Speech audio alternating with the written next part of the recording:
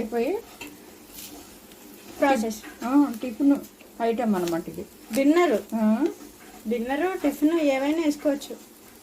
Lunch ఇప్పుడు మాకైతే dinner అండి. గ్లాస్ రవ్వ అన్నాను కదా, వాటర్ తాగుతున్నాయి. వాటర్ వేసేస్తున్నాను. 4 గ్లాసులు వేయాలి. ఈ రవ్వకి 4 గ్లాసులు వేయాలి.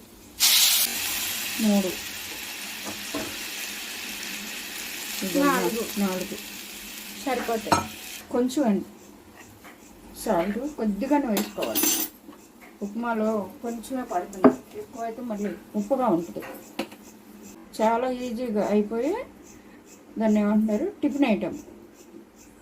ఇలా ఇడ్లీలు దోశలు బోర్ కొట్టినాయి అనుకోండి, ఇలా వేసుకోండి, బాగుంటుంది.